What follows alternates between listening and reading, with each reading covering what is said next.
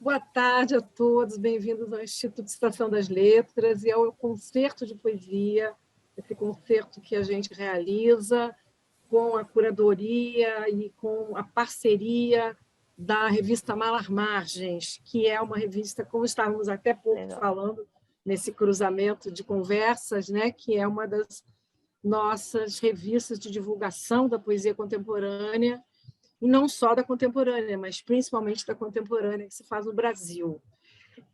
A nossa convidada de hoje é a Mar Becker. Eu tenho que ser sincera, eu conheci pouquíssimo da poesia da Mar, e o que eu conheço, agora conheci um pouco mais, né? E não foi por causa do prêmio, não, tá? Eu conheci através do Nuno Hall e da Malar Margens. Então, por isso que eu falo da revista como um órgão de divulgação da poesia contemporânea no país e que presta um serviço grande, assim, vencendo essas distâncias, essas barreiras de que a gente estava falando há pouco, em que não se conhece a poesia dos quatro cantos do país, né? Então, assim, é com muita alegria que a gente recebe a Mar, felizes porque estamos aqui com essa poeta que, nesse momento, né, foi uma das indicadas do prêmio, finalistas do prêmio Jabuti, que a indicação é um prêmio, considero, sim, importante. E é isso aí, eu acho que hoje quem já conhece vai poder conversar com ela, ouvir, mas amar, e quem não conhece vai correndo comprar o livro, né, que está aí já, tá na internet à venda. Como é que é o para título? poder... A Mulher Submersa. Mulher Submersa. Tá? Anotar aqui. Anota aí, Verinha. Então, vou passar a palavra para o Nuno, que vai comandar todo o nosso percurso hoje com a Mar, né? Desejando a você, certamente teremos ótimos momentos aqui na companhia dessa gaúcha, dessa mulher que vem do Sul, né? E eu falo quase por vaidade, né? Mas eu sou meio carioca já. Tá? Então, um bom momento, então, de interação a todos é o que eu desejo. Nuno, é com você. Obrigado. Bom, eu estou particularmente feliz, né, nesse dia de hoje, porque a Mar é uma pessoa muito especial para mim, uma amiga muito querida, uma poeta que eu admiro demais, assim, que eu leio, né, já desde 2011, né, Mar? E admiro demais, acompanho o processo da voz da Mar nos poemas desde 2011. Mas assim, as pessoas têm sempre, no mínimo, duas biografias, né? Tem uma objetiva e uma assim uma que é construída pelas diversas apreensões subjetivas da vida da pessoa, né? Então, na biografia objetiva, a Mar Becker é formada em filosofia, possui especialização em epistemologia e metafísica, nasceu em Passo Fundo, no Rio Grande do Sul, e mora em São Paulo já há algum tempo. Publicou A Mulher Submersa, e esse livro, né, pela editora Urutau, ano passado, 2020, teve uma edição brasileira e uma edição portuguesa, e ganhou já, assim, como ele é um livro de estreia, embora a poesia dela venha sendo trabalhada já há muitos anos, né, mas é um livro de estreia, ela tem essa questão do tempo da maturação do poema e da escrita, né, então ela esperou até lançar o livro, até lançar esse primeiro livro, quando ela se sentiu pronta realmente para invadir esse território da publicação, e ela já ganhou de cara o Prêmio Minuano do Rio Grande do Sul, né, e foi finalista, uma das 5 finalistas, ou finalíssimas, do Jabuti, né, com muito mérito, né. Tenho a felicidade dela ser coeditora da revista Malar Margens, na verdade foi ela que me convidou para ser coeditor também, né, lá nos idos de 2012, né, em maio de 2012, mais precisamente. E essa é a biografia objetiva. Na biografia subjetiva, aqui que eu queria falar um pouquinho também, eu quero dizer que a Mara é uma pessoa muito inclusiva, assim, ela sempre traçou diálogos com diversos poetas, ela a poesia dela trafega, né? E o pensamento dela trafega por um universo da poesia contemporânea muito amplo, porque ela dialoga com muitas vozes, ou seja, por exemplo, na nossa conversa aqui anterior, mas isso para mim é fato corrente, das poetas finalíssimas, ela conhecia todas, dialoga com todas, conversa com todas. Uma delas, inclusive, escreveu A Orelha, do Mulher Submersa, enfim. E, de certo modo, eu talvez nunca tenha falado isso assim em público, né? Eu devo a minha presença aqui talvez a Mar, né? Porque eu era muito isolado de tudo, quando em 2011, por um acaso, começamos a conversar e ela já conhecia muita gente, saiu me apresentando e eu comecei a abrir diálogos, mas foi a partir dessa conversa com a Mar. Senão eu continuaria isolado na minha, escrevendo poesia sozinho, né? É isso. Bom, mas Mar, vamos lá. Eu queria que você falasse um pouco. A dinâmica vai ser a seguinte: eu vou fazer algumas perguntas. A cada resposta você fala 3 poemas para as pessoas entrarem em contato direto com a sua poesia. E um pouco perto do final eu abro para as perguntas do público que vocês podem fazer no chat ou pedir para fazer em voz. Eu anoto aqui, tá? Eu vou conduzindo isso. Então, Mário, eu queria que você falasse um pouco desse seu caminho de maneira ampla até você chegar de 2011, que eu conheço ou antes, até você chegar à Mulher Submersa. Como é que foi esse processo seu de construção contínua de voz, né? Sim. Primeiro, obrigada, Nuno, pelo convite. Adorei participar, reencontrar. A gente tem estrada nas trocas aí. Eu já estava na balada e aí, vamos entrar. Então, foi muito legal, muito bonito o começo da Malar Margens, como foi com o Wesley, o Dani Faria, e que pessoal legal que estava lá. E, nossa, foi incrível aquele período lá. Mas antes dele eu já vinha escrevendo, eu escrevo desde 14, 15 anos, assim. Quando eu entrei em contato com a leitura, com a poesia em si, foi através de biblioteca pública, em Passo Fundo, escola pública, meio à mercê daquilo que eu encontrava nas prateleiras mesmo, abria por conta, sem rumo, sem mapa prévio, muito à deriva, e não é deriva que tem lá sua beleza, porque é muito intuitivo, então ele chega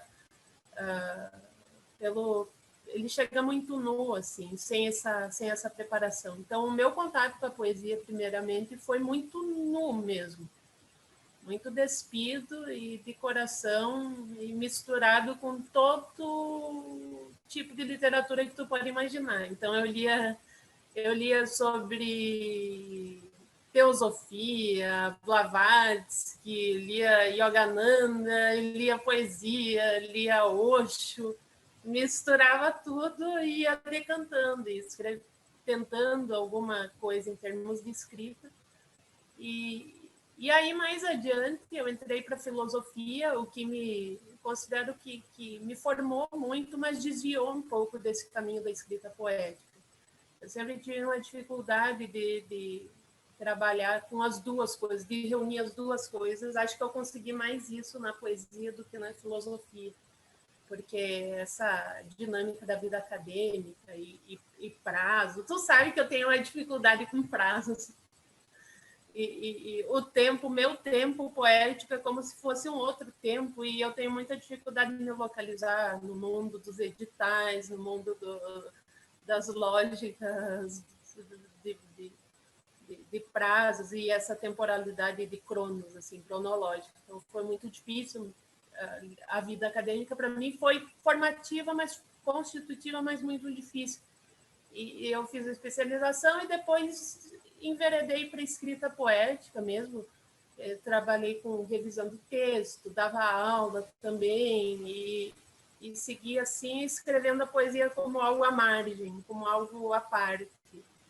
Gostei muito, para mim, essa experiência de manter a poesia como algo que vai pelo desvio, pelo interstício, se infiltra, foi sempre o grande caminho, assim, quase como uma espécie de planta daninha, mas muito bela também, que vai crescendo, mesmo que tu pode, ela acha outra via e cresce por si, se infiltra. Eu conversava com o Lauras, que eu tenho uma troca com ele muito poética também, então ele manda a poesia dele, que é fantástica, ele vai lançar o Mar Adentro, que é um baita livro, assim, e, então eu e ele, a gente sempre conversa sobre como tornar a poesia essa planta de infiltração meio rebelde, e acho que eu mantive a escrita dentro de mim. Eu conversei muito contigo a respeito disso também, e o língua epistolar, o Daniel Faria é um cara que sempre trouxe a poesia como insurgência de corpo, uma insurgência mesmo. Então eu me identifico muito com esse pessoal, sabe? E levei a poesia muito assim. O primeiro, eu considero que em termos de marcação, de marco inicial dos temas da mulher submersa, o primeiro texto que marca esse início foi aquele que se chamou no começo, Perséfone, porque eu tinha essa leitura da mitologia grega e gostava muito dessa figura que ia para o outro lado, né? E tinha um limiar ali de conversa com os mortos. Então, acho que esse poema que está lá no caderno As Filhas, as Mães, as Avós, é um poema que fala sobre uma noite que passa pela boca das mães e atravessa a boca das filhas e vai para a boca das bonecas. E termina como um ciclo escuro de perpetuação da fome. Um poema geracional que transita por gerações e chega ao inanimado, tal a força dessa travessia, tal a força desse sangue que atravessa até a matéria bruta, a matéria não viva, e se encalacra nas forças ali da casa, nas paredes, nas bonecas, no acrílico, nos batentes, nas janelas, nos vidros. Então, é uma difusão ali, uma dissolução do corpo da mulher com o corpo das filhas e o corpo da casa. Esse poema nasceu em 2012 para 2013. E ele tinha uma outra forma, tinha um outro título, tinha uma primeira parte que eu deixei aqui nos meus rascunhos. Eu tenho coisa de 2.000 rascunhos num blog que está fechado, mas eu trabalho nessa dinâmica de escrever e reescrever. Tu conhece muito isso, já foi até criticada por isso, assim, tu trabalha muito no texto, aí tu reescreve e tal. É um pouco o meu jeito, eu lido com o poema como uma continuidade, um poema contínuo. E mais adiante, a partir desse tema, que é um núcleo, acho que é um núcleo fundante da mulher submersa, é esse núcleo mãe, filha, avó, como um mesmo rosto, ou uma esfinge, tríade, que tem 3 faces e que também se mescla com as faces das outras mulheres que estão ali pelo livro, e considero que foi um primeiro ponto de partida. Para te ver, eu fui publicar ele ano passado, né? Então, assim, foram coisa de 7 a 8 anos de trabalho, e deixei muita coisa de fora em que eu ainda tenho trabalhado também. E se eu pudesse fazer um caminho, diria que foi esse, de início na Mulher Submersa.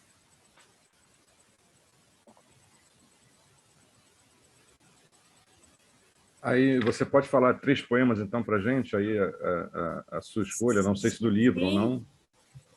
Eu vou, como eu estou com o computador aqui, eu vou pegar eles aqui na internet, eu vou ler esse que eu falei.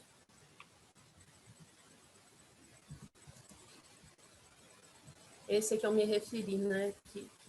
Isso.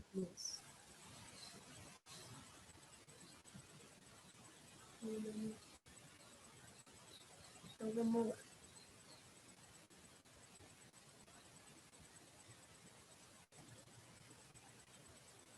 Eu e minha irmã tínhamos cada uma boneca que era como filha. E essas cuidávamos com um zelo sem medida. Nas noites de frio, deitávamos elas nas nossas camas para dormirem juntos. E havia toda vez um beijo de boa noite e pelas mãos íamos cercando seus corpinhos de pano com relâmpagos. Éramos muito meninos, os cabelos ainda finos, como se feitos por bichos da seda. Na pele, os sinais da lua, do eclipse. A sombra no pubis, no umbigo, o sono respirando nos lábios entreabertos. Uma mesma noite atravessa os anos, pela boca da mãe até nossas bocas, e das nossas bocas até a boca das bonecas, num ciclo de perpetuação da fome. Resta sempre uma palavra muda na minha boca, sempre a mesma palavra trazida da infância, dissolvendo-se na boca como uma hóstia.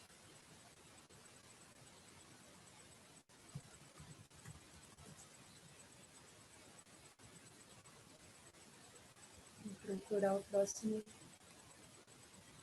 Que está por aqui também.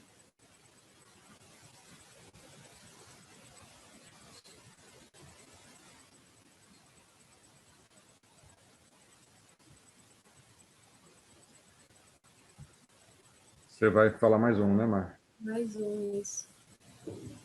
Oi? Pronto. Mais um, sim. Tá. Em menos de uma semana, o chão do quarto de costura ficava outra vez tapado de retalhos. Eu e a irmã juntávamos os maiores, pondo-os numa sacola. Era com eles que costurávamos os poeiros para as nossas bonecas. Coisa assim mal feita de um artesanato inábil. Na hora de enrolar os corpinhos, muitas das remendas se abriam. E ainda não tínhamos mão para o trabalho delicadíssimo da sutura, não aquele traço de malignidade que conduz o ponto a ponto perfeitamente. As manequins nos acompanhavam com seus olhos vazios. Eram mulheres paradas no meio do caminho, estátuas de sal, bíblicas mulheres de Ló. Pronto. Muito bom. Muito bom. Mar, eu noto que, quer dizer, já nesses anos todos, né, de leitura da sua poesia, você tem sempre você trabalha sempre em cima de pares, de opostos, né? Os teus poemas sempre carregam alguma coisa de uma tensão entre opostos, né? Então, amor e morte, maternidade e dor, a questão do masculino e do feminino, né? Ou do feminino e do masculino, melhor dizendo, porque uma tensão entre mundo mítico e mundo real, né? Enfim, tem essa.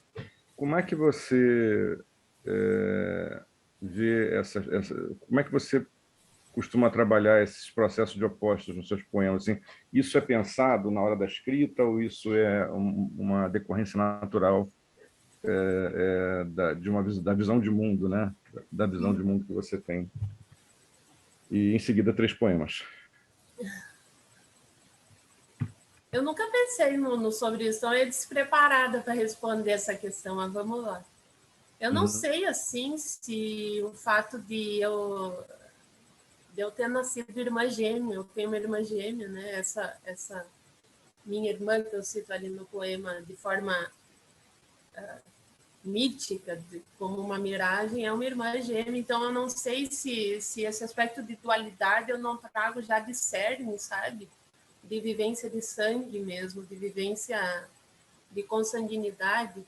E então eu sempre considerei a minha escrita um pouco sanha siamesa, assim, um pouco 2 cabeças no mesmo corpo, um pouco 2 troncos de uma mesma árvore.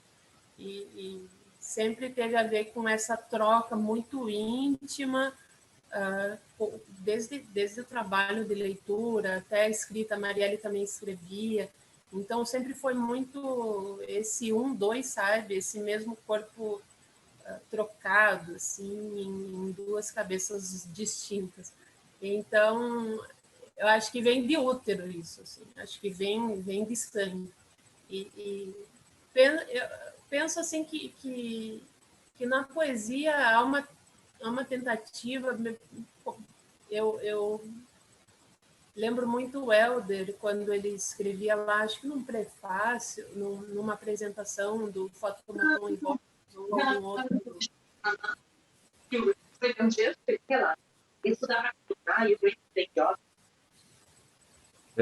Só um minutinho, gente. Alguém está com o microfone aberto?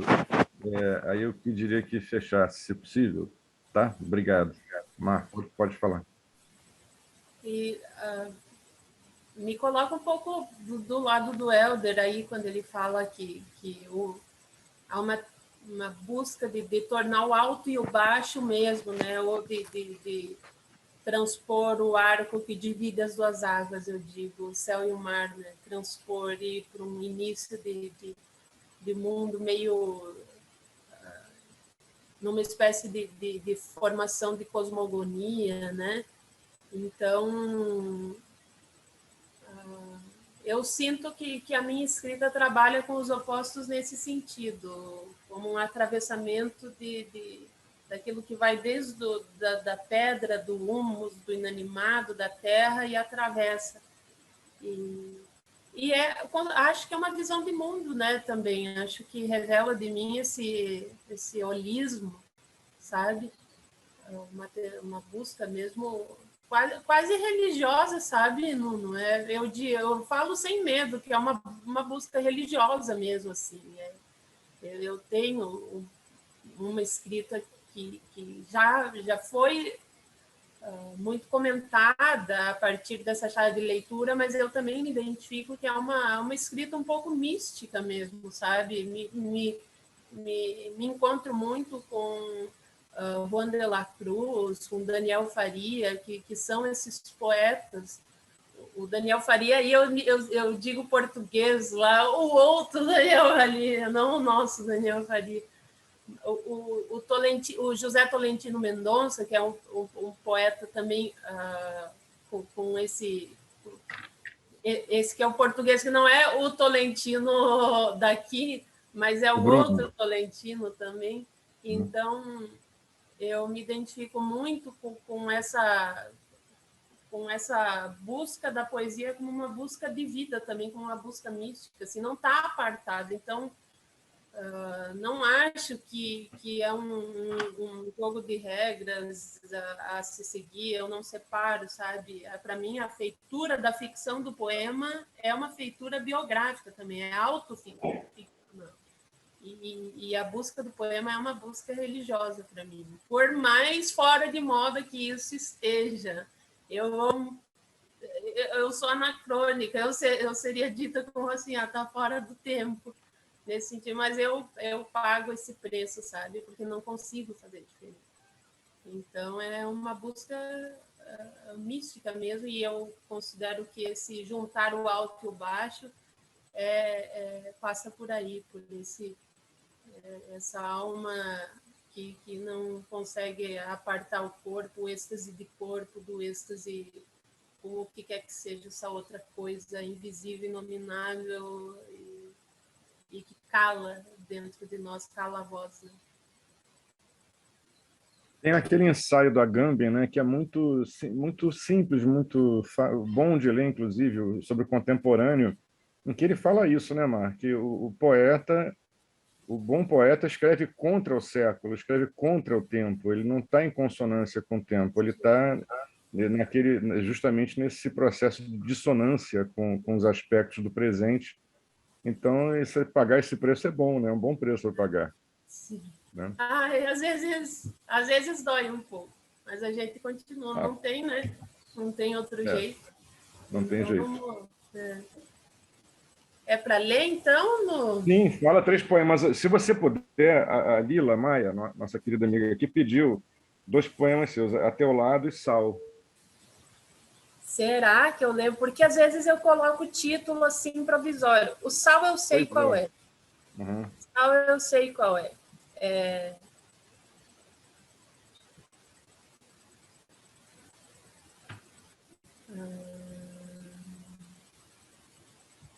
Eu acho que eu não dei esse nome. Eu acho que é esse aqui. Resto Sal. Eu tenho um contato, só um adendo, né? Eu tenho um apreço enorme por esse elemento sal, que eu acho que é um elemento que também faz esse atravessamento, sal da terra, o sal que esteriliza a terra. Eu leio o Velho Testamento para fins de estudo e li há esses tempos, conversei com o Laurence sobre, a gente conversa também sobre essas leituras bíblicas que cada um faz, ele também gosta imenso, e eu comentava que comentava com ele sobre o episódio da filha de Jefté, que ficou não iria deixar linhagem e saiu pela terra, iria ser morta por uma dívida que o pai dela tinha com Yahvé. Então ela pediu um tempo antes, assim, tudo bem, eu aceito ser imolada, ser sacrificada, mas antes deixa eu lamentar, chorar o fim da minha linhagem. Aí eu lembrei do primeiro poema que abre a Mulher Submersa, assim, que eu falo, uma mulher que canta o fim da linhagem, e imaginei, nossa, essa terra sobre a qual ela trafegou, transitou, tá entregue ao sal da súplica, do lamento de uma mulher, né?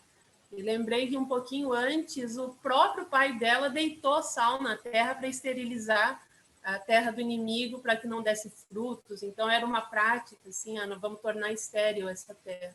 E ao mesmo tempo o sal tá no mar, tá na lágrima, tá no suor, ele passa por tudo e me encanta enorme. Ele cintila um pouco, tem certa irmandade com a estrela, né? Estrela de sal, com essa luz um pouco fria. Então eu gosto muito, isso aparece como uma imagem de fundo na minha poesia, e eu acho que é Miriam, né? Não, acho que a Lila se refere a esse poema. Talvez não sei, mas vou ler esse aqui, porque aparece esse elemento de forma muito presente. Resta o sal, restam as impiedosas águas de Vigetequen, os dias em que a cidade ficou submersa, a paisagem que se ergueu imóvel depois do fim. Resta o desenho do arvoredo, a galharia nas alturas depenada. Restam salinas as asas, onde pesa inteira a miragem numa garça. Resta o amor corroído, ao longe, a rouquidão das banhistas.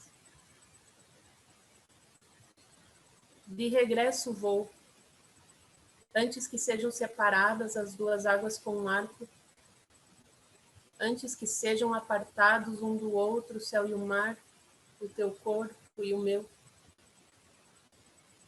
Mas não queiras deter esta manhã. Deixa que venha e devaste o quarto, deixa que me cubra irredutível. Não queiras deter esta manhã que avança nos pomos de Vênus, a derradeira manhã que cresce e ergue em mim um monumento à água estilhaçada. Não queiras deter uma mulher que vem desfeita. Aprende a observá-la, a vê-la nessa hora breve, quando ainda ninguém levanta a voz na cidade e toda a palavra dita soa como oração.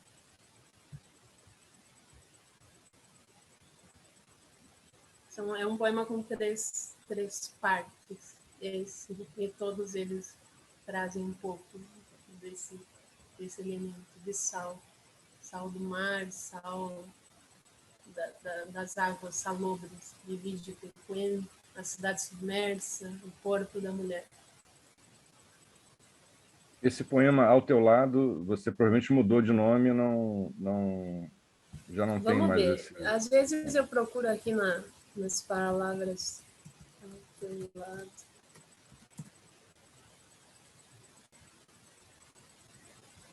Às vezes eu faço isso. Quando eu mudo, eu procuro que o Facebook tem. Ai, eu acho que eu não vou achar. Viu?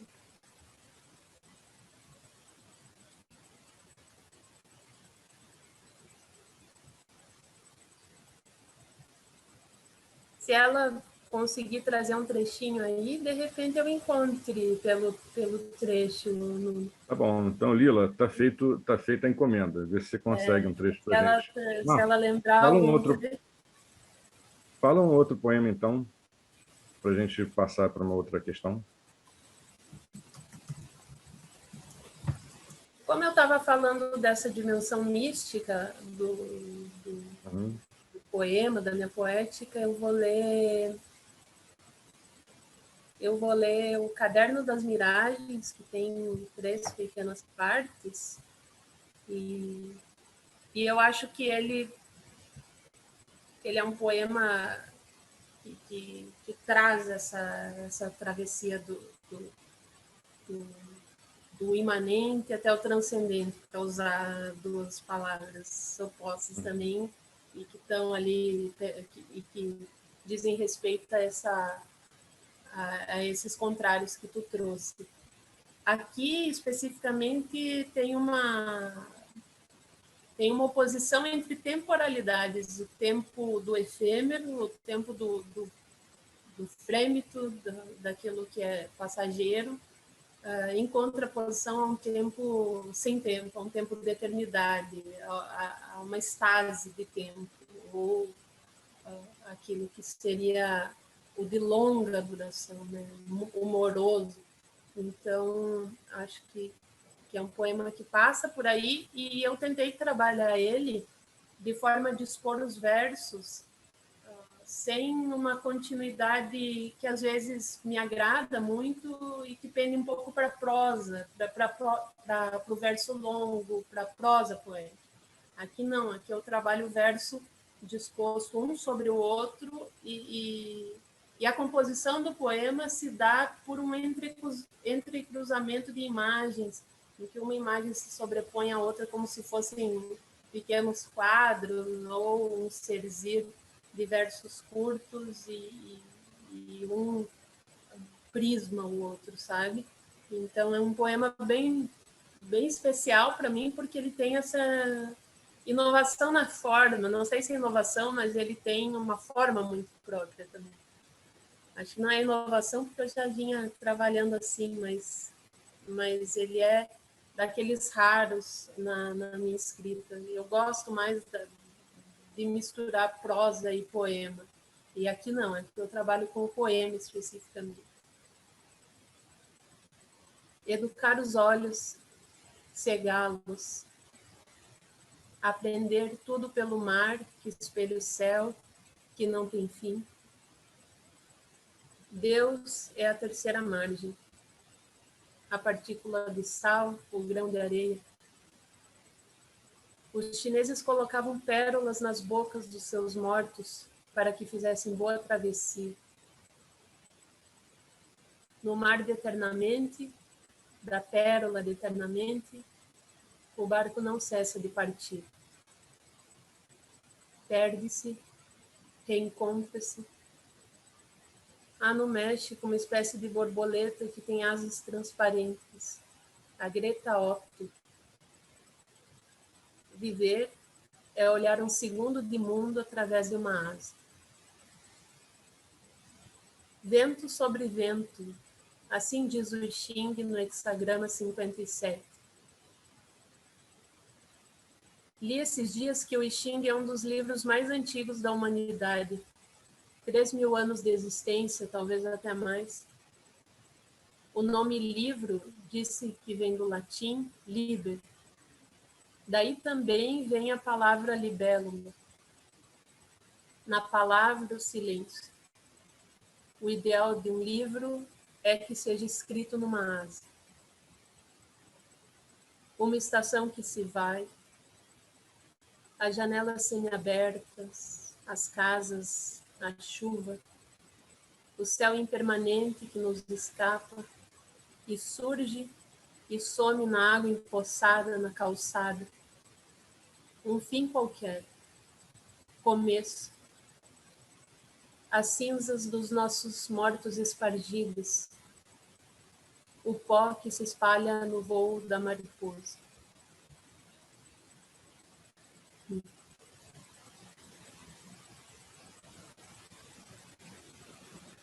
Pois é, pois é. Aí, essa leitura do poema me levou direto para uma outra questão que eu queria fazer e que materializou assim diante de mim, assim, num relance, né? Agora, na leitura, que é a questão do processo, né? Você tem uma ligação... Aqui tem algumas pessoas, né, que fizeram e fazem as oficinas do Instituto Estação das Letras, né? Então, eu queria que você falasse sobre o processo da escrita, sobre como você encara, como você enfrenta o processo da escrita. E aí foi muito curioso para mim acompanhar o poema. Eu acompanhei o poema aqui no livro, né? E A estava versão que você mudado, né? leu está um pouco diferente da versão do livro. Tem assim filigranas de diferença, onde a gente percebe a mão da poeta fazendo aqui, o ajuste ali, enfim. Então, eu queria que você falasse. Viu E não no... só isso, você tem também a questão dos títulos, né? Porque você chama de cadernos. O caderno dá essa dimensão de processo, né? De algo em evolução, em progress, né? Então, aí eu queria que você falasse sobre o teu processo. Como é que é o teu processo, esse dia a dia no trato com o texto? E se o poema termina, será que o poema termina ou não? Tu sabe que eu fiquei assim, eu me senti tão bem quando eu soube que parece que o Borges, quando estava em casa de amigos e via o livro dele, via o Aleph lá na estante, diz que ele abria e ele abria, né? Tirava a caneta e riscava, não, essa palavra aqui tem que ser outra. Ou seja, o livro já impresso, eu não posso abrir A Mulher Submersa de novo, porque senão eu vou mandar por correio os livros assim, não, aqui tu lê tal coisa, aqui vou riscar esse verso aqui, leia-se, né? Eu tenho acho que muitos escritores têm esse desejo de manter o poema vivo, e não encerrar ele, né? Não torná-lo pedra, inscrição na pedra, assim. A publicação foi difícil para mim porque eu gosto muito desse trabalho de continuidade. E meu desejo assim é compor uma escrita, uma poética, um tecido de palavras que ao fim, eu me imagino se eu viver muito, me imagino no final assim, não, eu cheguei aqui ao que eu queria, e reunir e publicar como obra completa, assim, de tal a tal, revisado, revisto, com nota de rodapé, edição comentada e glosas. Então, eu tenho essa vantagem por um lado, porque eu acho que eu aprimoro o texto algumas vezes, mas desvantagem por outro, que é o de uma dificuldade de cessar. Quando eu volto a um texto e já o escrevi, já tenho ele pronto, e isso faz um ano, e eu não tenho mais vontade de mudar, eu considero, esse aqui, acho que ele está durando, eu não vou mexer mais. Mas quando ainda eu estou em trabalho, quando em curto tempo eu ainda mexo, eu sinto, eu não terminei e quero mexer, e penso em republicar de uma outra maneira, sabe? Até chegar àquele lugar que eu acho que é um equilíbrio mesmo, ou um equilíbrio num lugar muito à deriva, que é esse lugar da linguagem.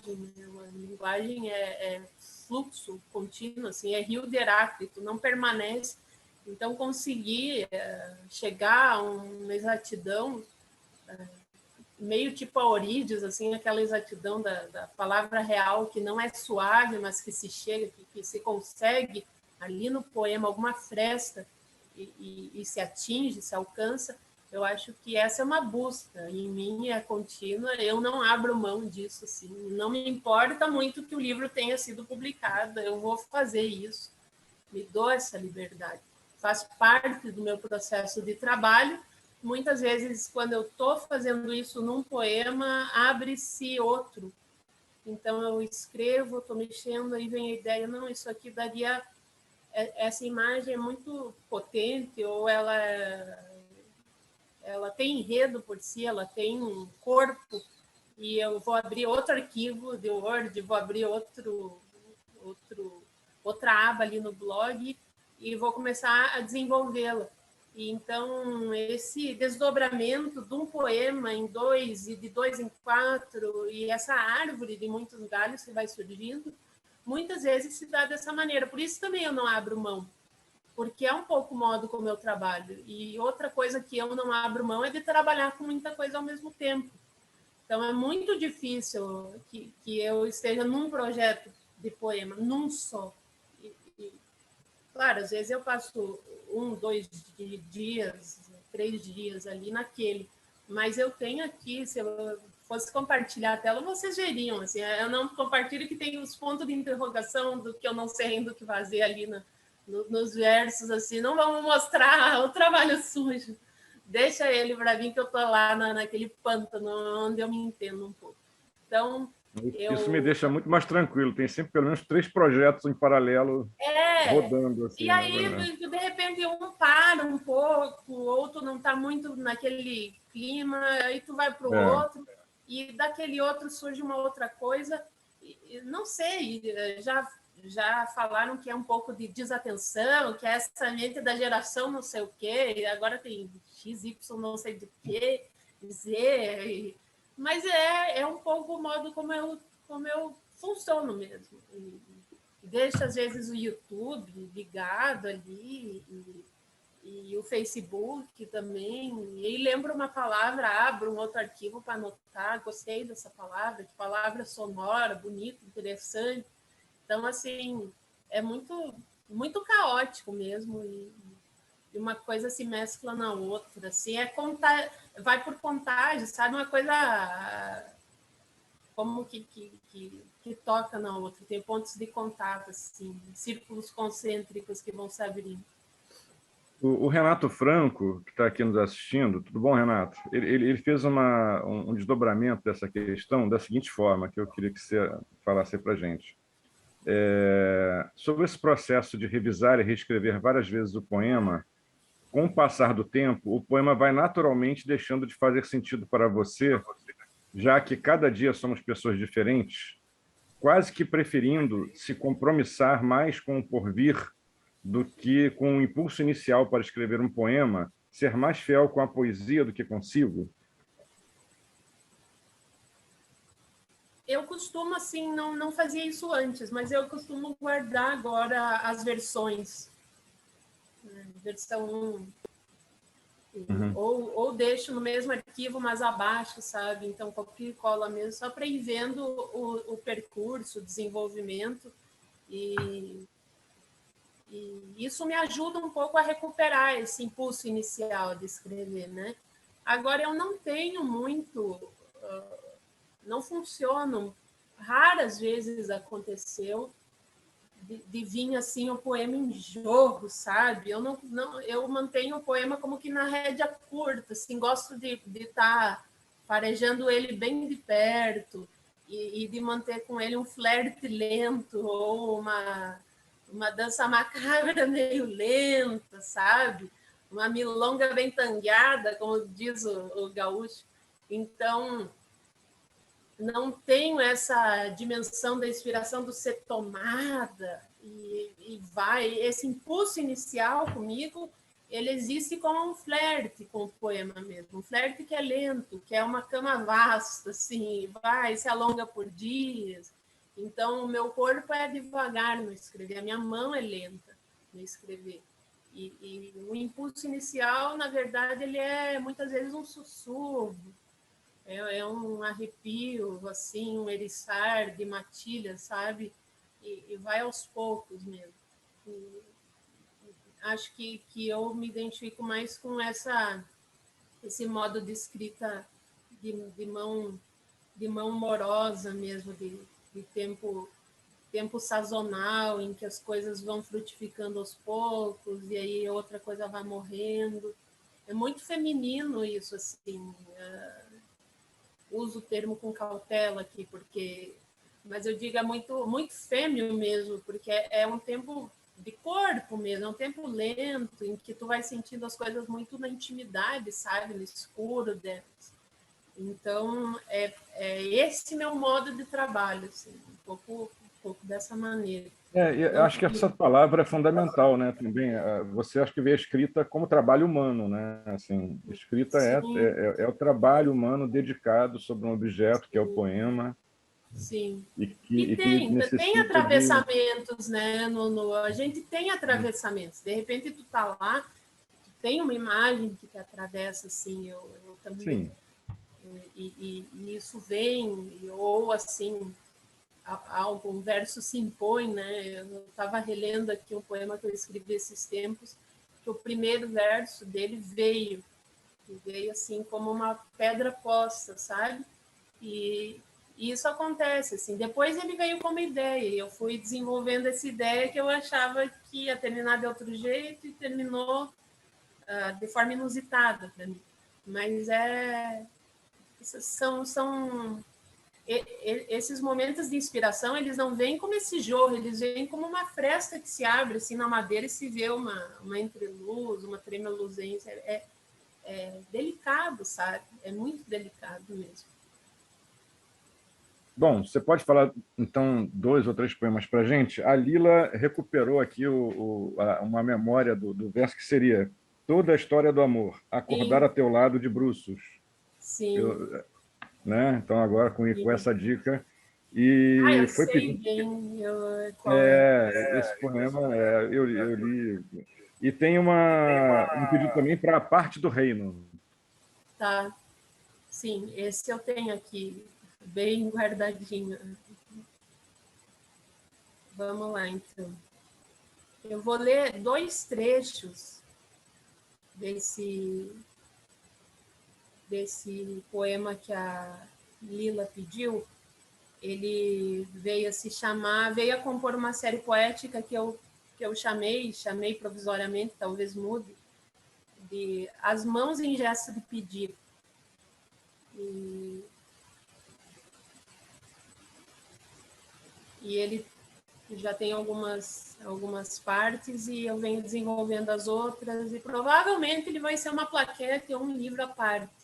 Imagine fazer um livro curto de uma lírica amorosa, e esse poema que ela cita e outros aqui que eu venho desenvolvendo vão compor esse material. Eu tenho tanto apreço assim por ele, pega tanto em mim ainda, assim, tá tão morno, que eu tenho vontade de fazer às vezes me dá vontade de costurar, sabe? Fazer um livro artesanal, assim, costurar por dentro, colocar algo muito ainda da manufatura, sabe? Do corpo mesmo. Então, de tão quente que isso ainda está em mim, assim. Até compartilho algo que está muito em trabalho ainda.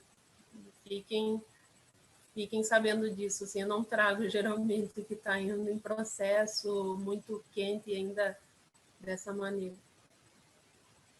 Em desabrigo venho, posso compreender o frio e o vagar da aleluia cercando a boca. Porque no amor tudo nasce frágil. No amor, estas manhãs em que eu me vejo à beira do teu nome e não sou capaz de feri-lo com a voz. Agora o segundo trecho, que foi o que ela me pediu. Estou só abrindo aqui. Toda a história do amor. Acordar ao teu lado de bruços, a penugem das costas em remoinho, e esta ave nascida no meio das hastes, das duas pontas de faca das omoplatas. Esses são 2 excertos da mesma série poética e é uma ave que nasce nesse ambiente do terrível, assim, sob a ameaça do se desfazer, sob a ameaça da morte mesmo, né, do abate. E toda a história do amor é a história de uma espécie de dulcíssimo abate mesmo. Então, a mim me soa dessa maneira essa série poética. Um caminhar muito de limiar entre Eros e Thanatos, assim, muito do amor e morte mesmo, que estão ali dançando juntos.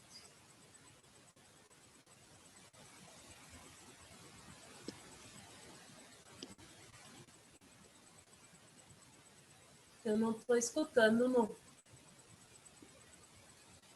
Desculpa, eu tinha travado o som para não sair barulho aí. A parte do reino? Vamos lá. Eu vou ler a...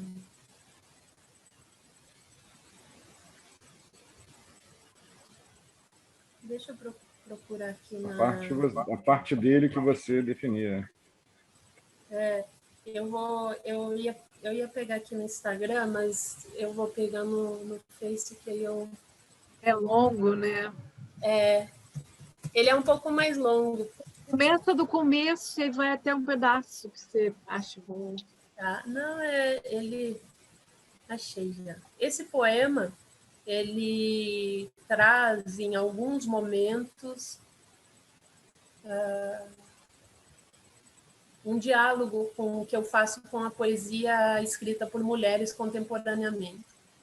Então ele tem trechos assim, menção a 2 a 3 palavras ou um verso, alguma coisa da poesia da Micheline, da Nina Risse, da Bruna Mitrano, da Samantha Abreu, que é uma poeta que eu gosto muito, da Raquel Gaio também, que é outra poeta assim, que eu acho fantástica, tem um trabalho com artes visuais também, com foto, com desenho. Então, assim, eu acho... São poetas que vêm, e o Nuno estava comentando lá no começo desse encontro nosso, que eu tenho esse gosto por trafegar nas poéticas que vêm sendo feitas e escritas por mulheres, né? Principalmente porque eu acho que a Mulher Submersa traz muito isso, é ainda um livro muito atravessado por vozes de mulheres, então eu fiz muita questão de incorporar também, de comer essas vozes junto com a minha voz e tecer elas no texto, ao longo do texto. As mulheres são todas iguais, todas, sem exceção. As de ontem iguais às de hoje, as de hoje iguais às de amanhã. Que não se engane o meu amor, porque em breve a ex dele voltará através de mim, para dizer pela minha boca o que não pôde dizer pela sua. E eu farei o mesmo pela boca da próxima, e assim sucessivamente. É uma maldição. Entramos na vida de um homem como se fôssemos cada uma só. Com o passar do tempo, nos tornamos todas iguais. Juramos sempre o mesmo amor no começo. Rogamos sempre as mesmas pragas antes de bater a porta no final. Sempre a mesma garganta, a mesma língua de gárgula. As mulheres são todas iguais. Por isso, quando caminho pelo bairro, me reconheço nos olhos que me olham. Sou a moça parada à janela, translúcida. Sou a que atravessa o dia pensando em rosas do povo, de Hiroshima, de Gertrude Stein, de ninguém. Estou na rua, mas estou em casa. Estou em mim mesma, como no meio de uma catedral vazia. E cada palavra que calo é um sino tangido pelo silêncio, um chamado. Li esses dias que os ciclos de sangue de mulheres que moram juntas tornam-se sincrônicos. Eu vou mais longe. Digo que também passamos a nos encontrar em sonhos. Nesse tempo, trocamos de nome uma com as outras, falando em voz baixa, para que não se rompa o fio de prata. As mulheres são todas iguais, basta olhar com atenção. Veja, por exemplo, pouco depois de se separar de Ted, Sylvia se suicidou usando gás de cozinha. Mais tarde, Asha, a nova esposa, repetiu o ato. A mesma cena, o mesmo gás, o mesmo homem. As mulheres são todas iguais. Pelas mãos de Salomé, também eu servi a cabeça de João Batista numa bandeja. Pelas mãos de Lucrécia Borgia, também eu misturei cantarela no vinho e terminei o dia envenenando o marido. Esta noite o meu amor se deitará com sua nova mulher. Nela estaremos todas repetíveis, labirínticas, espelhos, espectros umas das outras. De madrugada, ele será seduzido com beijos e cheiros. E quando descobrir que é a mesma de sempre, o mesmo antigo demônio fêmeo, nessa hora já será tarde. Já terá fecundado, já terá continuado a nossa linhagem má numa filha.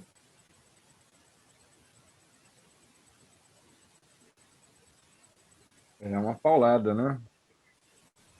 Muito forte esse poema.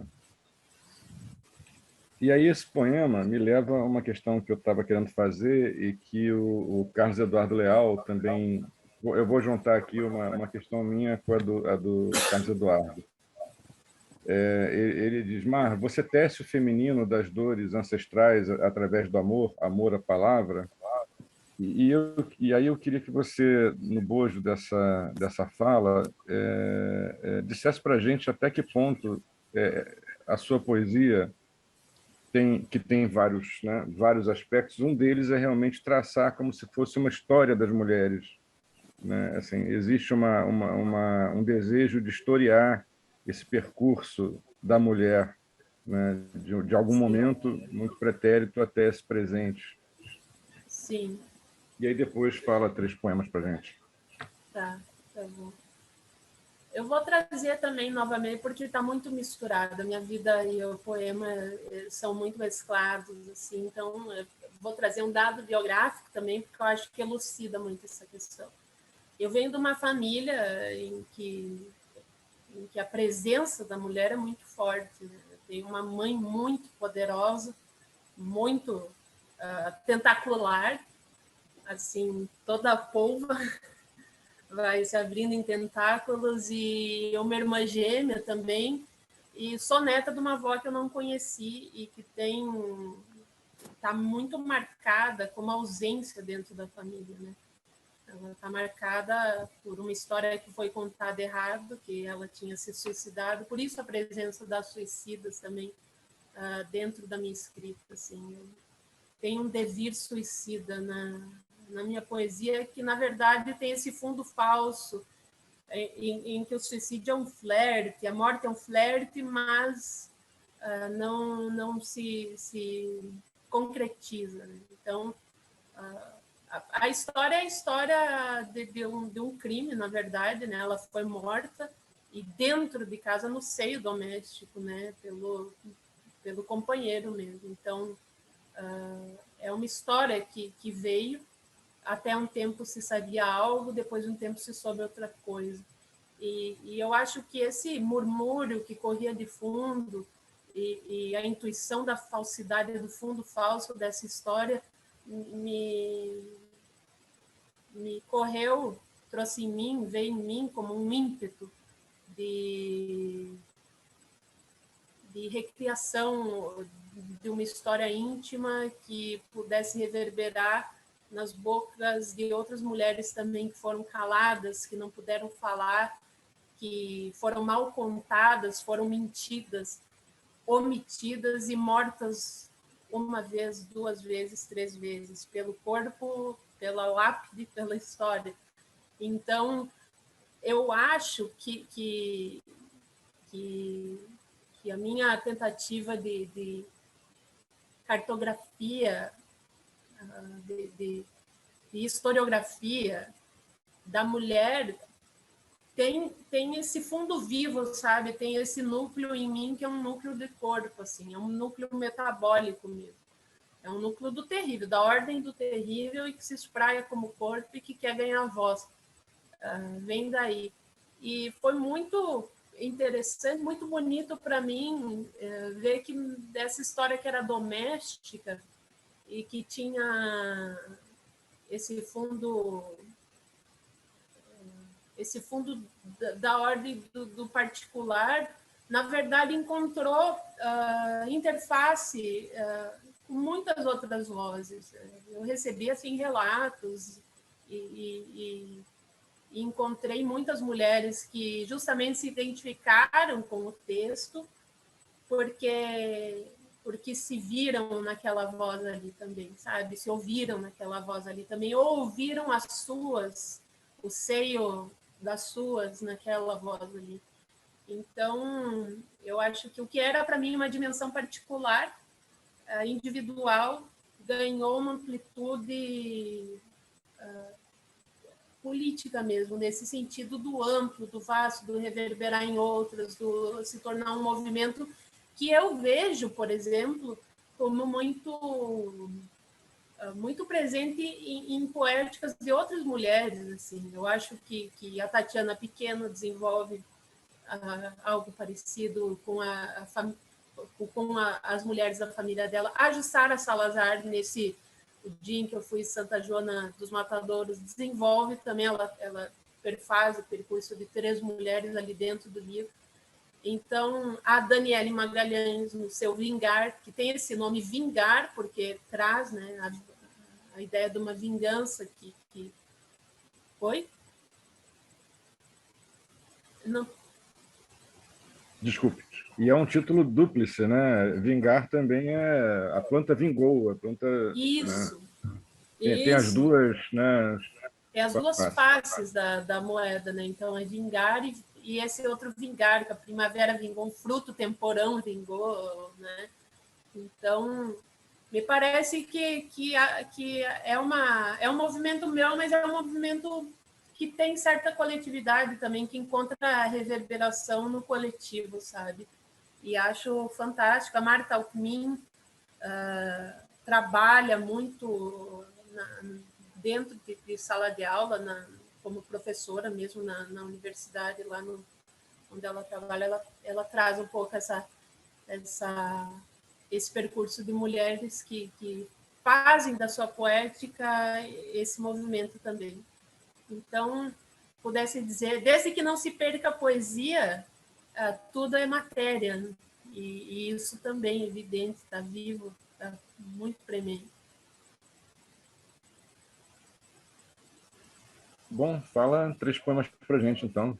Estamos ávidos por ouvir outros poemas. Vamos lá, então. Tem alguma sugestão ou eu mesmo escolho aqui? Escolhe.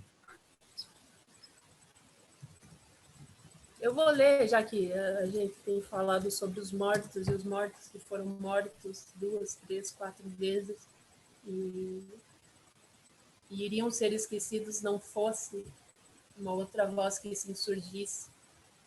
E esse a conjuro. Vou ler um poema que fala sobre essa permanência, essa premência, essa gravidez mortuária dos mortos dentro de uma família, dentro de um lar, de uma casa, e como eles têm essa soberania e demoram a padecer. E acho que curioso que esse poema que eu vou ler, ele nasceu, eu falava isso no podcast com a Lilian Sais, ele nasceu de uma experiência oposta, nasceu da experiência de eu não ter muitos objetos dessa figura feminina, dessa avó. Eu tenho dificuldade de chamar de avó porque para mim não tem rosto, não tem foto, não tem imagem. Então ela é uma figura, eu digo, ela é a mulher sem face dentro da minha escrita. Eu tenho escrito alguns outros poemas para tratar dessa, mais meter a mão na massa desse rosto sem face, sabe?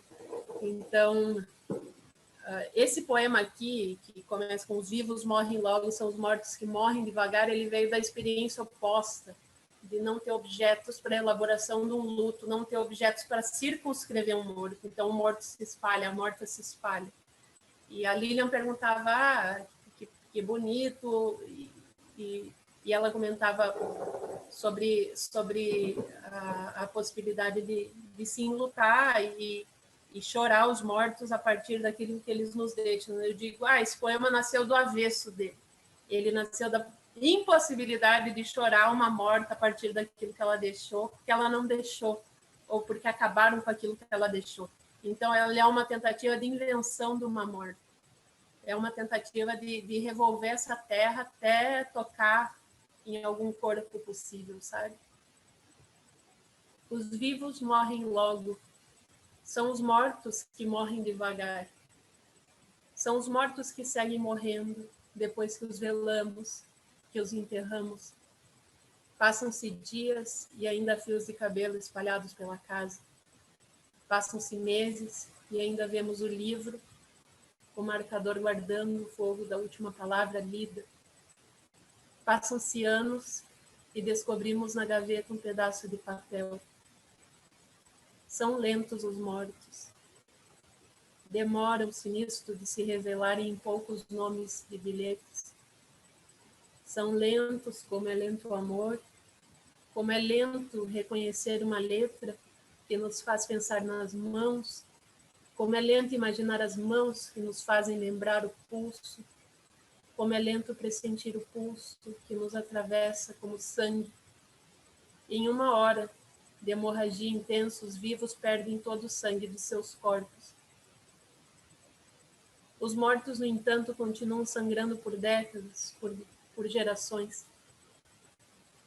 Sangram como menstruo no meio das mulheres da casa, no silêncio compartilhado entre mãe e filha, entre duas irmãs. E topamos com seus rostos através de outros rostos. Não só os da família, mas também daqueles que cruzam por nós na rua e que não conhecemos.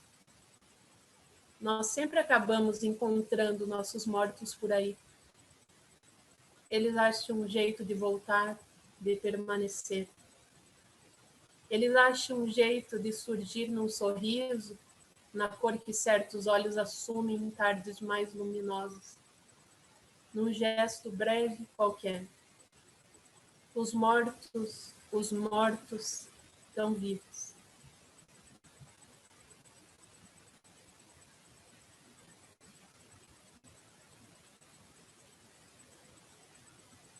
Eu tenho um pedido. Eu queria que você falasse as mulheres submersas. Vamos lá. Nossa, é raro pedirem para ler esse poema, mas vamos lá. Mas não acompanha no livro. Tu vai ver os erros, tu vai ver as lacunas.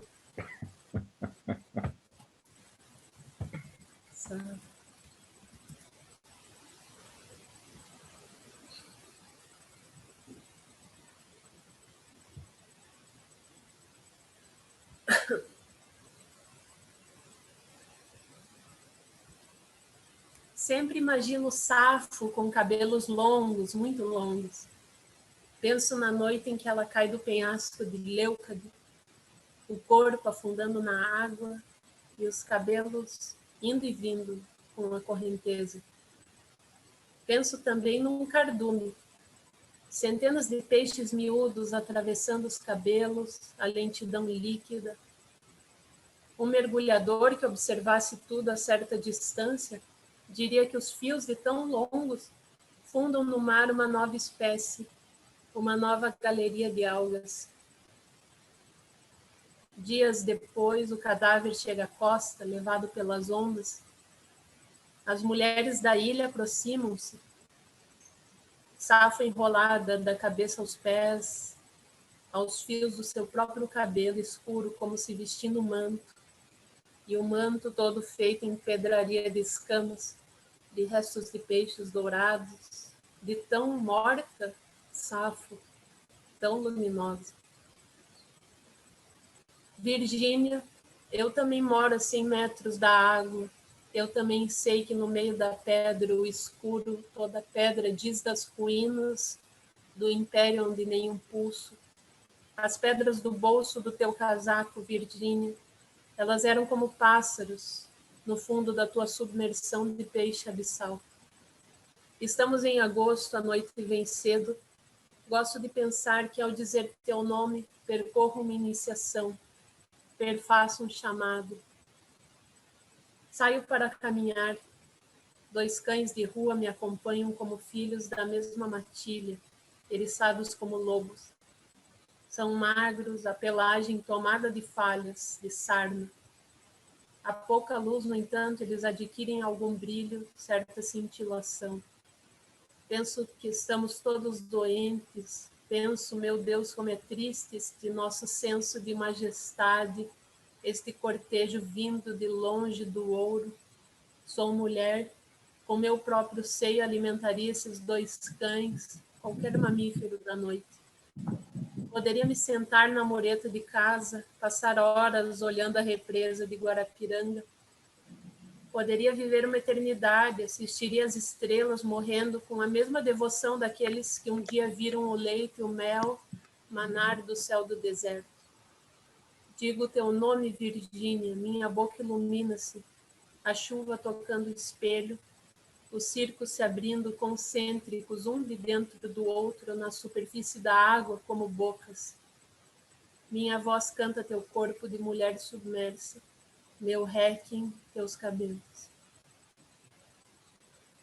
O azul dos olhos de Ana Cristina César, esse azul de origem dos dias em que Deus ainda não havia separado as águas com o arco, o céu e o mar eram um só. Em 1 milênio as águas terão devorado a linha do horizonte.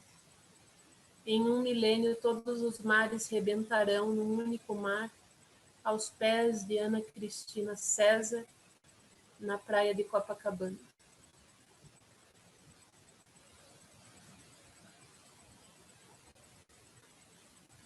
Muito lindo, né?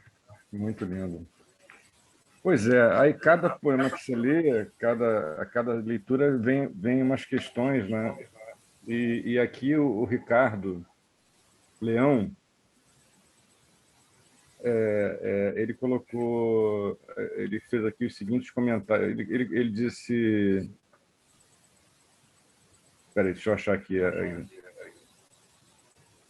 Pergunto por que não consigo deixar de pensar numa cadência whitmaniana ao lê-la, sobretudo ouvi-la. E aqui ele coloca... Bom, é isso. Eu queria que você falasse um pouco, brevemente, porque é uma questão muito técnica, né? Mas muito breve a gente passasse a leitura de outros poemas, mas é uma questão que me punge, né, sempre na leitura da poesia hoje, que é essa relação da poesia com a prosa, né? E a sua poesia tem uma relação muito íntima com a prosa, né? Sim. Eu queria que você falasse como é que você articula isso, essa relação da poesia com a prosa, que a prosa invade o teu poema, mas, no entanto, é poema. Não é prosa poética, não. Há uma invasão, para usar o termo lá do Alberto Puchel, uma indiscernibilidade, né? Uma fronteira desguarnecida entre verso e uma prosa que está ali invadindo, se espraiando para dentro do poema, mas, no entanto, é poema de uma maneira muito potente. Como é que você vê essa relação? E aí fala mais poemas para a gente. Já fui muito criticada por não respeitar o poema, o verso do poema, o verso, sabe? O verso, aquela entidade, o verso. No entanto, eu sigo assim, para mim no compor isso aparece de forma muito intuitiva, sabe? Eu não penso muito. Eu sei que em alguns momentos eu tenho trabalhado, por exemplo, uma série que eu chamo Inário para Corpos em Desalinho, uma série que trabalha com o grotesco e assim, são as minhas as mulheres monstrengas assim dentro da minha escrita. Gosto muito, assim, é um tipo de texto que eu tenho com que eu tenho amado trabalhar, e justamente porque ele me permite a criação de uma ambiência para o poema a partir de alguns parágrafos em prosa. No entanto, é prosa, o que se poderia chamar, mas há controvérsia, o que se poderia chamar de prosa poética. Eu sei que tem gente que acha que não existe prosa poética. Eu considero Raduan Assar prosa poética ou poema. O Lavoura Arcaica, para mim, é poema. Ele é um romance, mas é poema, sabe? E acho que a minha tentativa é como que apagar mesmo, borrar um pouco as fronteiras para que a palavra tenha liberdade de criar imagens, e quando elas precisam de mais fôlego para ser criadas, do fôlego do verso, eu me permito isso, assim. E naqueles momentos em que o silêncio compõe junto, como matéria, mesmo como material do texto, eu gosto de trabalhar o verso quebrado, o verso lacunar, e lidar com essa mão de silêncio ali junto, trabalhando junto. Acho que a minha liberdade de escrita passa por aí, sabe? E são poucos os momentos em que eu escolho um ou outro. Assim. Acho que A Mulher Submersa foi catalogado como poesia, mas se poderia catalogar como uma espécie de romance subreptício, e se poderia catalogar também como prosa poética ou algo do gênero, ou algo assim, entende? O fato é que para mim, o poema passa muito por construção de ambiência, de imagens, assim. Eu considero que a minha poética é muito da imagem, né? Para usar aqueles... é muito fanopeica, e gosto de poder ter esse espaço, esse lugar de criação, de moldura, de escultura, de pintura, e ser como que uma artista visual trabalhando ali dentro da construção da estrofe, da construção do parágrafo que quer ser. Para mim, esse é o ponto, sabe? Eu não penso muito na forma, embora isso venha de maneira intuitiva, assim. Então, quando eu sou confrontada, mas o que tu faz não é poesia, é outra coisa, ok, então dá outro nome, para mim tudo bem, entende? Eu faço o que eu faço, é o que é, assim, tá ali posto. Então é texto, assim, vai ser catalogado como palavra, texto, linguagem, sabe? E não sei se o próprio encontro com a filosofia, e com a filosofia da linguagem em específico, e autores como Wittgenstein, Heidegger, Quine, sabe, me levaram a um confronto mesmo dos limites da linguagem. Eu vou tentar fazer isso ruir, e, se for o caso, implodir para que o poema cresça, se erija por si e fale por si, e deem o nome que quiser. Nomenclatura, para mim, não é o ponto, não me interessa lá tanto, sabe? Então, desde que ele fale, desde que ele consiga tocar nesse intocável, nesse intangível, para mim, tranquilo. E me sinto livre nesse aspecto. Maravilha. Fala 3 poemas para a gente, então, Mar. Eu vou ler, em vez de ler 3, eu vou pedir uma licença para falar, para ler aqui um que trabalha com essa fronteira prosa e poema, e ele é um texto novo desse Inário de Corpus in Desalim. Ele está aí na boca para sair, não sei quando sai, mas digo, esse está fechado, e eu já sei que vou publicar algo com esse caminho aqui. Então, vamos lá. Nem sempre a feiura se revela de imediato. O diabo mora nos detalhes, E a mulher, para vingar feia, ela depende de algumas condições muito específicas. Instantes em que o jogo de luz e sombra desnuda, digamos, algum gesto mais brusco, cavidades, verrugas, joanetes, narizes que até podem ser delicados de um ângulo, mas que de outro sugerem algum desalinho, um desvio de septo.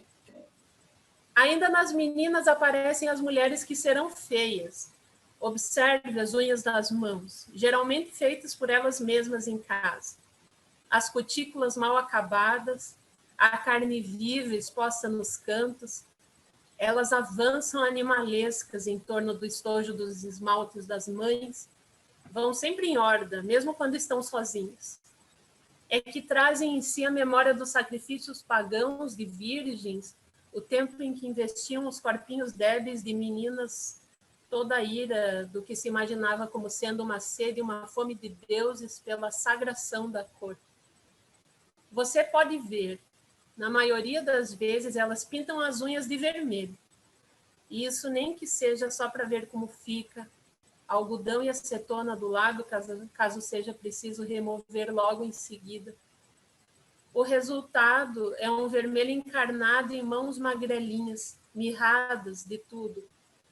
Não raro também sujas, porque meninas ainda não têm aquela noção de civilidade que resulta em asepsia, algo próprio da etiqueta de frigidez da gente adulta. Por isso nem percebem que sob o comprimento das unhas restam partículas de terra, de casca e fibras de laranja, vestígios de gosma de geleca, aquela coisa com textura anfíbia, não serve para nada, só para brincar de causar nojo. E cabe dizer, em alguns casos até merda, porque também nessa idade elas não prestam atenção na quantidade de papel higiênico que precisam para se limpar, de modo que às vezes é pouco e rasga com atrito. Sim, elas lavam as mãos depois, conforme ensinado, mas não adianta. Debaixo das unhas seguem como obra da queda, vermelhidão e podrume.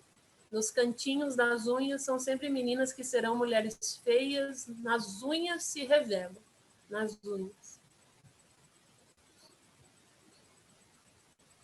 Pronto, eu não... Vai sair... Deixa eu ver aqui. Tá para sair? É um novo livro?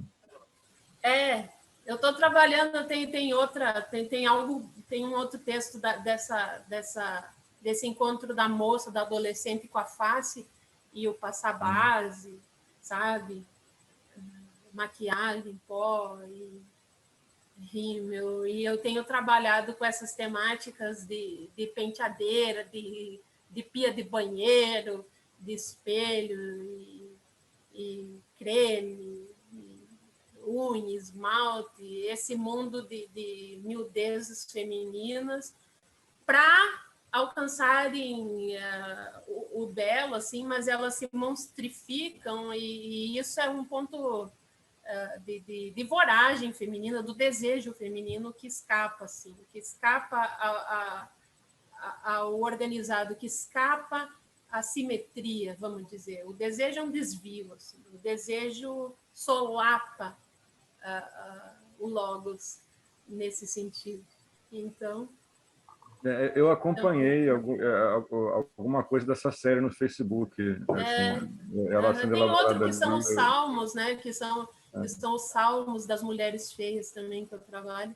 Tem um que é da feíssima ninfeta, que está lá.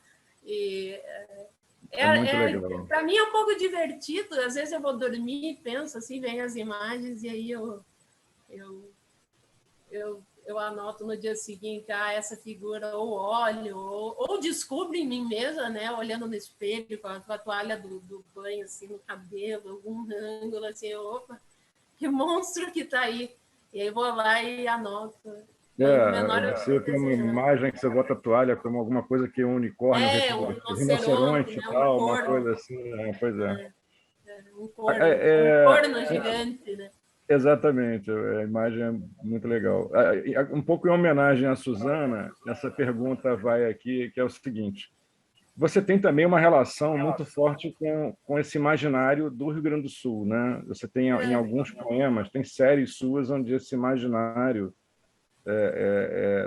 do tecido da cultura do Rio Grande do Sul ele ecoa muito forte, né? Como é que qual a importância que isso tem na formação da sua voz, assim? Como é que você assim, lá de Passo Fundo, assim, onde potencialmente, eu não conheço Passo Fundo ainda, mas assim, potencialmente essas imagens da cultura foram te constituindo, né, de muitos modos, e esse Sim, regional, né, assim, sim, de um modo que esse regional ele é elaborado e vira algo universal, né? Como é que sim, essa relação se dá na sua sim. escrita?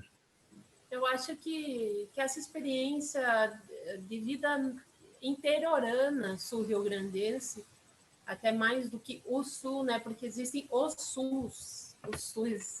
sus. Então, a imagem da fronteira com aquela amplitude vasta e os 4 horizontes derrubados como um todo aberto e contrastando ali com aquela figura pequena e aquele pária, que o gaúcho, né, é um pária, na verdade, é um desviado, contrabandista, foi contrabandista e segue por ali. Então, o sul que aparece na minha escrita é um sul mais do Planalto Médio, mais interiorano, em que a vivência, por exemplo, das novenas estava muito presente, de mulheres que faziam novenas em casa. A vivência do levar a santinha de uma casa até a outra estava presente no bairro. A vivência do sentar na frente de casa e partilhar o chimarrão e conversar e fofocar do que está acontecendo com a vizinhança, isso, aquilo. Estava muito presente, todo mundo se conhecia, havia um ruído de fundo compartilhado como esse ruído típico do interior, sabe? Em que todo mundo sabe de todo mundo, mas todo mundo guarda seus segredos e de forma muito muito cuidadosa também, porque essas famílias se conhecem e aí tem que se cuidar para que isso não vá à tona, para não ser visto por um ou outro. Acho que isso tem um pouco a ver também com essa história que eu falava da minha avó, sabe? Eram vizinhos que diziam que tinha sido outra coisa. Então, filho, surgiu uma vivência de interior que se misturava com uma vivência de dentro de casa, dos corpos de dentro de casa, do doméstico. O interior e o doméstico muito juntos. Eu acho que isso é mais possível, está mais presente numa poesia feita interioranamente, dentro da ambiência de interior, do que uma poesia de metrópole, sabe? E esse imaginário do Sul, especificamente do Pampa, para falar agora de uma outra região, ele aparece para mim quase como um peso de céu aberto, assim, essa medida da pequenez em relação a uma natureza que está ali, que é vasta e que se tenta domar e não se consegue. Então, histórias passadas, né, de um cavalo redomão que pinoteou e fulano caiu do estribo e foi arrastado, por exemplo. Isso passa, se conversa. O João do Campo, que é um fantasma lá que cuida das estâncias que foram abandonadas. Esse mítico está muito presente em regiões em que a natureza está muito presente. Porque tu tem que conseguir dar alguma forma, dar alguma narrativa para aquilo que acontece, né? Então, eu acho que de alguma forma isso passa para a minha escrita também como uma fabulação, como um flerte com a fabulação, com a fábula, com o mítico mesmo, e compreendo que o Sul vem dessa maneira. Além do cancioneiro típico do encontro com os violões, com a guitarra, que eu gosto imensamente, e o frio também, né?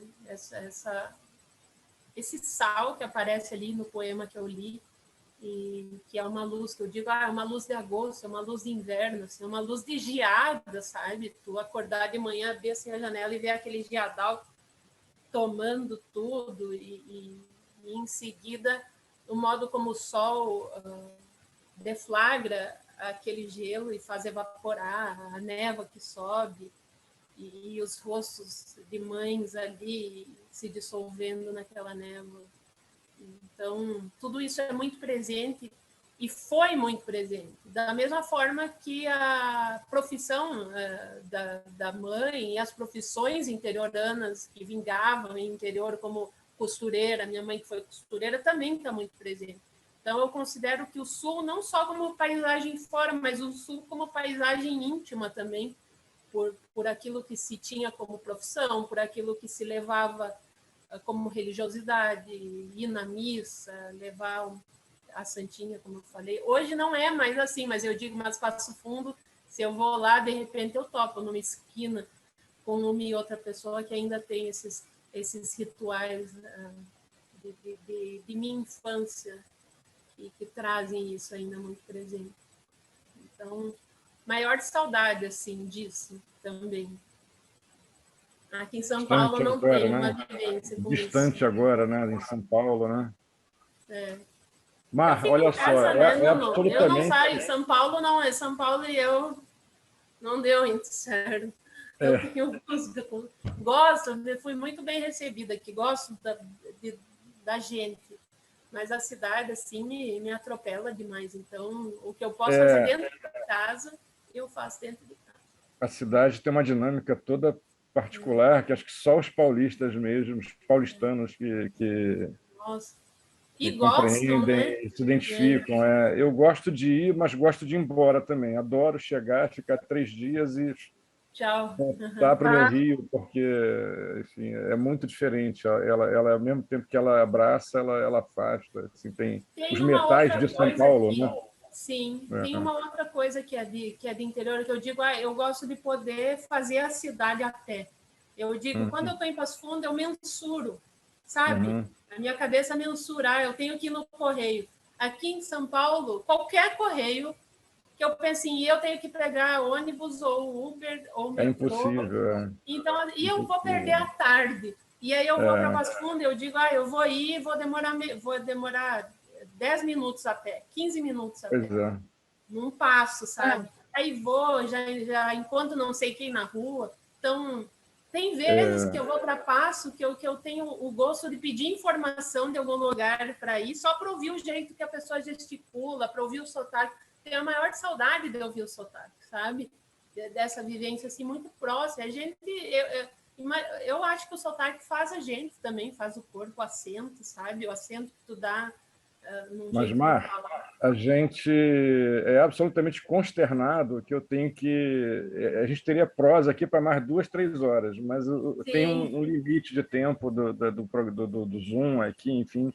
Tá. Eu estou assim, queria conversar mais, eu ouvir teus poemas, enfim, ouvir essas falas sobre a escrita de poemas, enfim, mas eu agradeço demais a sua presença, foi maravilhoso, como eu já esperava, eu não esperava nada diferente, assim, foram quase 2 horas de intensa emoção para mim, né? E imagino que para muita gente, para todos aqui, estamos aqui com, sei lá, 30 e tantas pessoas ouvindo, né, atentamente, interagindo,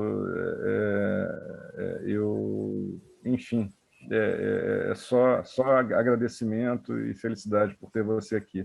Eu vou passar para a Tereza fazer o encerramento, para a Suzana fazer o encerramento, como eu estou emocionado, estou trocando as bolas dos nomes. Passar para a Suzana fazer o encerramento e talvez vou pedir, né, que você fale um poema no final para encerrar mesmo essa tarde. Mar, muito obrigado, eu fico por aqui. Muito obrigado A mesmo. gente sair com a voz da Mar, né? Ecoando assim, né? E também queria agradecer demais, mas muito mesmo, Mar, a tua presença.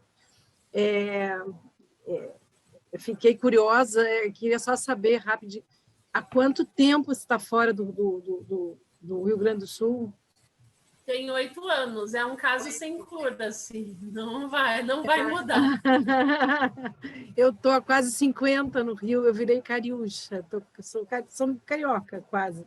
Eu falo como carioca, eu tenho uma facilidade, né, quando eu vou ao sul, mas quando eu entro no aeroporto, Porto Alegre, um gaúcho fala comigo, eu volta tudo e eu sou tomada por uma emoção, enfim. Mas olha, maravilha te ouvir. Eu queria agradecer, né? Queria também convidar vocês, eu queria já, junto com os agradecimentos do Instituto Estação das Letras, né? Também convidar todo mundo para o nosso próximo concerto, que vai ser no dia 16, excepcionalmente vai ser numa quarta-feira. Em geral, nossos concertos são aos sábados, às 15 horas, mas esse de Natal ele vai ser o nosso concerto de Natal, tá? E vai ser dia 16, às 18 horas, com o poeta português Nuno Giudice. Acabei de confirmar, vai ser também um momento muito bom, tá? Então, queria convidar todos vocês, tá? Para estarem aqui. Gostou, Carlos? Nossa, ele é fantástico, né? Fantástico, eu vou né? assistir também. Venham aqui, vamos fazer. Eu também, adorei. Vou estar, todos vamos estar. Todo mundo vem correndo. E aí, assim, voltando a Mar, né? Queria também falei, agora eu gostaria de dizer um poema dela para ela, e depois ela fala um dela para nós. É um fragmento, um trecho de 4 notas sobre a leveza. Que título maravilhoso. Assim, é maravilhoso. Aliás, eu estou achando, está muito... À noite é a parte, o fragmentozinho 2. Um quase haikai, talvez, não sei, não é um haikai, mas à noite estou sozinha. Sonho com um cavalo azul e o vento varre meu rosto e minha boca cai em desuso. Ai, que lindo! Maravilha, maravilhoso. Esse cavalo azul, essa boca em desuso, né? Essas mulheres com a boca em desuso, tão fortes, né? No seu trabalho, né? E, ao mesmo tempo, essa mistura, né? De filosofia com poesia, com a prosa mesmo, típica da contemporaneidade. É muito bom, é o mar. Mar Becker, obrigada, Nuno, por ter trazido a Mar aqui, por ter, né, me apresentado a poesia da Mar. Né? Então, agora passo a palavra para a poeta, tá? E a gente vai encerrar, né? Depois a gente até pode abrir o microfone, viu, Tati, para as palmas, mas enquanto ela fala, o poema só uma lembrancinha também para todos. Todos os concertos dessa série estão gravados e disponibilizados no YouTube do Instituto e de Malar Margens também, né? Então, tem coisas maravilhosas. Quem não pôde ver todos eles foram maravilhosos, como foi esse, será o próximo, né? Só poetas de intensidade máxima, né? Muita coisa boa para ser vista. Um documento mesmo, tá, Mar? Com você.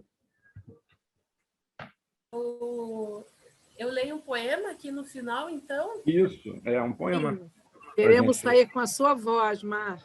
Combinado. Eu vou ler algo da produção mais recente também, que vai fazer parte daquele conjunto de poemas a que eu me referi antes, quando eu falei sobre toda a história do amor e aqueles fragmentos que a Lila tinha pedido para ler. E como falei tanto sobre os mortos e a presença dos mortos na minha escrita, eu gostaria de encerrar com a presença do amor dentro do texto também. O amor que vem vindo como vertigem, como irmandade, com raros, mas muito, muito, muito viva e que eu acho que tem sido estímulo para seguir. sabe? Estímulo para seguir isolada, mesmo durante a quarentena, essa partilha que tem acontecido do amor, da poesia e essas forças de vida fazendo frente a essas outras forças de morte, esse embate difícil às vezes. Tornar o amor uma casa, erguê-lo como se ergue um lugar, abrigar-se nele. Entrar dentro do amor, refugiar-se em suas trincheiras, como os que vêm feridos de morte, os que de súbito entendem que viver é breve, mas amar é longo. Torná-lo tua mão que alcança a minha, a volta a um primeiro ato de misericórdia, o sangue marcando as ombreiras de nossas portas. Tornar o amor um esconderijo de infância, uma fresta na madeira, uma luz tênue, uma ave. Tornar o amor uma casa, torná-lo uma asa.